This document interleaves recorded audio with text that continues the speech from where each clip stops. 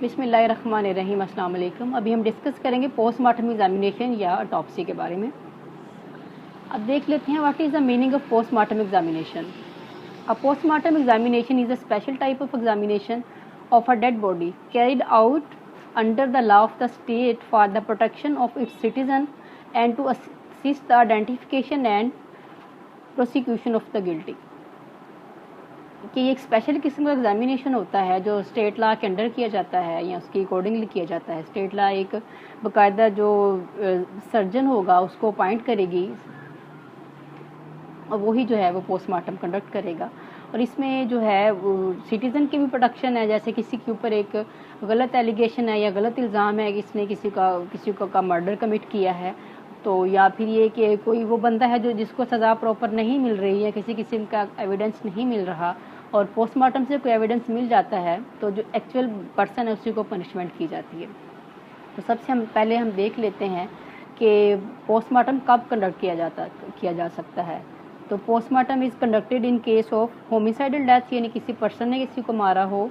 Suicidal death है, किसी ने खुदकुशी कर ली हो या कोई एक्सीडेंटल डेथ हो जाती है, यानी कि कोई भी डाउटफुल डेथ हो और जिसके बारे में कोई भी शक हो, तो उसके लिए पोस्टमार्टम जो है वो किया जाता है।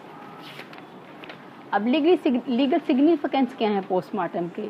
To determine the cause of death, अब देखने के लिए कि ये जो पर्सन इसकी डेथ हुई है उसके पीछे रीज़न क्या है, किसी ने उसको पॉइजन दे दिया है या उसकी कोई बुलेट इंजरी है या उसकी कोई गन शूट से इंजरी हुई है, या फिर ये देखने के लिए कि उसके कौन कौन से मेन ऑर्गन डिस्टर्ब हुए हैं और फिर क्या रीजन है उसकी डेथ की। To help the court for avoiding the punishment, दूसरी तरफ से जो कोर्ट है इसको हेल्प भी हो जाती है कि उसने कैसे कि जो एक्चुअल मुजरिम है, जो एक्चुअल ऑफेंडर है या क्रिमिनल है, उसको पनिशमेंट देनी है। Purpose of conducting the postmortem, अब हम देखते हैं कि इसका पर्पस क्या है। To determine the identity of person, किसी पर्सन की आइडेंटिटी देखने के लिए, आइदर कि वो मेल है या फीमेल है, उसकी एज क्या है और फिर ये या कोई और उसके ऊपर कोई आइडेंटिफिकेशन मार्क है, वो देखने के लिए पोस्टमार्टम किया जाता है। To determine the cause of death whether natural और unnatural, because in case of natural death no need to register FIR। Definitely अगर कोई नेचुरल डेथ है तो उसके का तो किसी किस्म का कोई केस नहीं बनता ना। तो ये भी करने के लिए, पता करने के लिए एक्चुअली कि अगर तो उसकी नेचुरल डेथ है तो जिसके ऊपर इल्ज़ाम है उसकी जो है बचत हो जाएगी, अदरवाइज जो है उसको फर्दर परस्यू किया जाएगा। टू डिटरमाइन द एविडेंस, अब कोई एविडेंस उस डेड बॉडी से मिल जाता है तो इसमें बड़ी हेल्प हो जाती है प्रोसिक्यूशन की भी और कोर्ट की भी कि जो है किसी एक्चुअल पर्सन को जो है क्रिमिनल है उसको पकड़ा जाए और उसको पनिशमेंट दी जाए। फ़र्ज़ करें कि उसके ऊपर कोई चीज़ है जिसने उसको मारा है, उस बंदे ने अपनी प्रोटेक्शन में उसके बाल पकड़े हैं, उसके हाथ से उसके बाल मिल रहे हैं, जो उसके कपड़ों से उसका कोई एयरिंग मिल गया, कोई लॉकेट मिल गई, कोई भी ऐसा एविडेंस है जो किसी बंदे की पहचान करने में या किसी को जो एक्चुअल मुजरिम है उसको पकड़ने में हेल्पफुल हो सकता है। To estimate time since death, देखने के लिए कि कितनी देर से इस पर्सन की डेथ हुई है। फ़र्ज़ करें किसी ने उसका मर्डर करके उसको 24 घंटे अपने घर में छुपाए रखा है, तो ये बहुत ज़रूरी है जब उसका पोस्टमार्टम किया जाता है तो उस बंदे की जो टाइमिंग है उसको देखने के लिए। तो उसके दो तरीके हैं, एक तो उसका बॉडी टेम्परेचर चेक किया जाएगा, क्योंकि अगर वो डेड बॉडी को उसकी डेथ को ज़्यादा देर हो गई है तो उस बॉडी का एक्चुअल टेम्परेचर कोई नहीं होगा और उसका जो रूम टेम्परेचर है वही उसका जो है ना उस वक्त आएगा। और जो टेम्परेचर ये चेक करते हैं उसको बाई रेक्टल चेक करते हैं। एग्जामिनेशन ऑफ ट्राइगर मोर्टिस, यानी कि उस जो डेड बॉडी होगी उसकी जो एक्सट्रीमिटीज़ है, यानी उसके जो लिम्स हैं, उसके जो अपर लिम्स और लोअर लिम्स यानी कि जो बाजू और टांगे हैं वो मूव नहीं करेंगे, बिल्कुल वो स्टिफ हो जाएंगी। तो इससे जो है ना डॉक्टर जो डिटरमाइन कर लेंगे एग्जैक्ट कि इसकी डेथ को कितनी देर हो गई है। Determination of weapon of offence, के किस वीपन से उसकी जो किसी नाइफ से अगर डेथ है तो वो सिंगल एज है, डबल एज है, ट्रिपल एज है, या अगर किसी गन से उसकी डेथ हुई है तो कौन सा गन जो है उसका कौन सा बुलेट यूज़ किया गया है, तो ये भी पोस्टमार्टम में पता चल जाता है। To determine the question as to the body of new born infant, in case of unborn child to know the cause of IUD other abortion or not.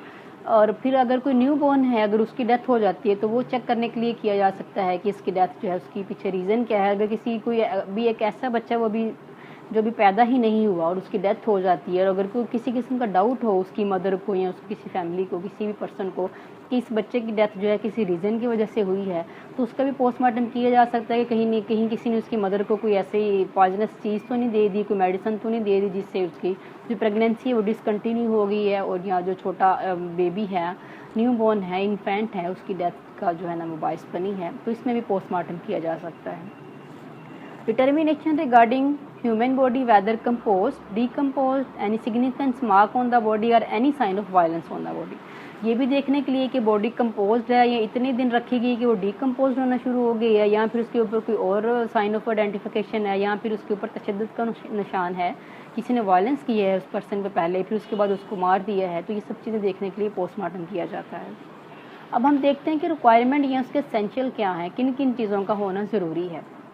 तो जो पोस्टमार्टम है, it should be conducted by registered medical practitioner, civil surgeon appointed by the provincial government. जो भी province होगा उसकी जो government होगी वो कोई सिविल सर्वेंट जो सर्जन है उसको अपॉइंट करेगी जो पोस्टमार्टम करेगा। उसके अलावा अगर कोई डॉक्टर पोस्टमार्टम करता है तो इनवैलिड कंसिडर किया जाएगा, और अगर गवर्नमेंट हॉस्पिटल के अलावा या वो जगह जो गवर्नमेंट ने सिर्फ पोस्टमार्टम के लिए जो है ना मुख्तिस कर दी, उसके अलावा कहीं पोस्टमार्टम होता है तो वो बाय लॉ जो है इलीगल और इनवैलिड कंसिडर किया जाएगा।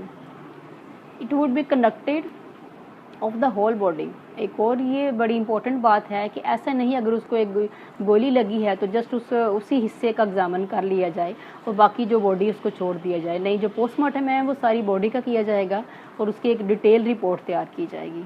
रिजर्वेशन ऑफ इंफॉर्मेशन और written statement, sketches, relevant photographs and radiographs, और फिर जो जो इन्फॉर्मेशन वहाँ पे होगी उसको अच्छे तरीके से प्रिजर्व किया जाएगा। अगर ज़रूरत पड़ती है ड्यूरिंग पोस्टमार्टम तो जो डॉक्टर या उसकी जो रेलिवेंट टीम है वो उसकी स्केचेस भी ले सकती है, उसकी फ़ोटोग्राफ्स भी ले सकती है, अगर ज़रूरत पड़े तो डेड बॉडी के एक्सरे भी लिए जा सकते हैं। Detail of injuries should also be recorded. जितनी भी उसकी इंजरीज हैं उसको काउंट करके और जिस जगह पे है उसको इन डिटेल जो है वो लिखा जाएगा।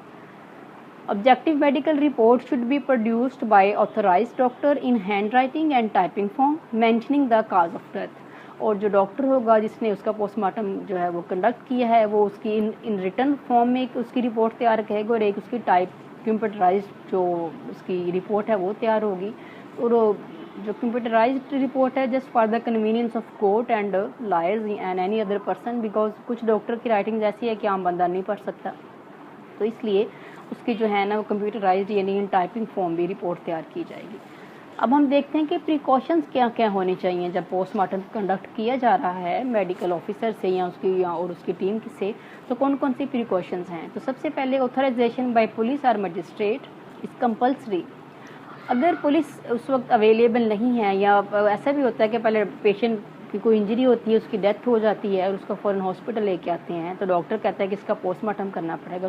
पुलिस वहाँ पे for the time being available नहीं है तो जो डॉक्टर होगा वो मजिस्ट्रेट को इन रिटर्न इन्फॉर्म करेगा कि इस मेरे पास ऐसे ऐसी डेड बॉडी आई है और मैं इसका पोस्टमार्टम करने लगा हूँ। Reading of police report before conducting postmortem. अगर डॉक्टर चाहे या वो जो भी अपॉइंटेड पर्सन है वो चाहे तो उसको जो FIR हो पुलिस की वो उसको पढ़ भी सकता है। अगर उसको पॉसिबल लगे कि मैं जाऊं तो शायद मुझे कोई एविडेंसेस मिल जाए तो जो प्लेस ऑफ क्राइम है वो वहाँ पे भी जाके जो है वो सर्वे कर सकता है, वहाँ जाके भी सिचुएशन को देख सकता है। Postmortem should be conduct in day light, दिन की रोशनी में हो ताकि किसी किस्म का भी कोई अबाम न रह जाए। No presence of unauthorised person, कोई भी पर्सन जो ऑथोराइज नहीं है उसमें पोस्टमार्टम में, इवन वो पुलिस ऑफिसर ही क्यों ना हो, वो उस वक्त उस कमरे में मौजूद नहीं होगा जहाँ पे पोस्टमार्टम कंडक्ट किया जा रहा होगा। एग्जामिनेशन ऑफ 3 ग्रेट कैविटीज़, जो उसकी 3 जो मेन कैविटीज़ होती हैं, एक तो स्कल कैविटी होती है ये जो जिसमें ब्रेन और हमारा पूरा फेस आ जाता है, एक आपकी जो चेस्ट कैविटी है जिसमें पूरे लंग्स इस तरह से, और एक ट्रंक कैविटी यानी कि एब्डोमिनल कैविटी आ जाती है जिसमें पूरा एब्डोमेन का इन डिटेल जो है वो एग्जामिन करेंगे। एग्जामिनेशन ऑफ क्लॉथ्स, उनके कपड़ों का अच्छी तरह से मुआयना किया जाएगा और उनको अलहदा से जो है वो रैप करके रखा जाएगा और उसके ऊपर टाइटल जो है लिख के वो पेस्ट कर दिया जाएगा। एग्जामिनेशन वेरिफिकेशन ऑफ इंजरीज, उसकी इंजरीज कितनी है, किस तरह से हुई है, उनको वेरीफाई किया जाएगा, उनको काउंट किया जाएगा और इन डिटेल उसको लिखा जाएगा। Photography of body first with close and after it's removal, पहले बॉडी को इन डिटेल, वैसे तो ये पुलिस का काम है कि वो जैसे कोई उनको क्राइम मिलता है तो वो उसको रिकॉर्ड कर लेती हैं उसकी फ़ोटोग्राफ में या जैसे भी, लेकिन अगर डॉक्टर को लगे कि मुझे भी इसको सेव करना चाहिए तो डॉक्टर उसकी फ़ोटोग्राफ ले सकता है उसके with clothing and after removal of clothes. Preservation of evidential material, जितना भी उसको कोई मटेरियल वहाँ से मिलेगा ड्यूरिंग पोस्टमार्टम, डॉक्टर उसको अच्छी तरह से महफूज करेगा ताकि उसको कोर्ट में प्रेजेंट किया जा सके। अब देखते हैं कि इम्पोर्टेंस क्या है पोस्टमार्टम की। तो इससे ये होता है कि ये या तो किसी भी एविडेंस के साथ कोऑपरेट करके उसको मज़ीद स्ट्रॉन्ग कर देता है, अगर वो जो है किसी किस्म की उसमें कोई कमी बेशी हो तो वो एक एक्चुअल एविडेंस एक स्ट्रॉन्ग किस्म का सब एविडेंस बन जाएगा, और या फिर इसको रिबोट यानी कि इसको बिल्कुल ख़त्म कर देगा, या तो इसकी एविडेंशियरी वैल्यू को बढ़ा देगा और केस जो है उसको जिस पर्सन के अगेंस्ट हैं वो उसको स्ट्रॉन्ग कर देगा और जो है उसके बिहाफ पे जो केस है वो डिसाइड कर दिया जाएगा, या फिर बिल्कुल ही जो बंदा जिसके ऊपर कोई इल्ज़ाम है वो एक्चुअल ऑफेंडर या वो उसने क्राइम कमिट नहीं किया तो उसको बरी करवा देगा। तो यही इसकी मेन जो इम्पोर्टेंस था, आज का हमारा टॉपिक यही था। अगर आप लोगों को कोई हेल्प चाहिए तो आप काइंडली मुझे बताएं, इंशाल्लाह मैं अकॉर्डिंगली आप लोगों की हेल्प करूंगी। और जाते जाते हुई एक आखिरी छोटी सी बात कि हमेशा खुश रहें और दूसरों का ख्याल रखें, दूसरों के लिए आसानियाँ पैदा करें, यही ज़िंदगी है। तो तब तक के लिए खुदा हाफिज़।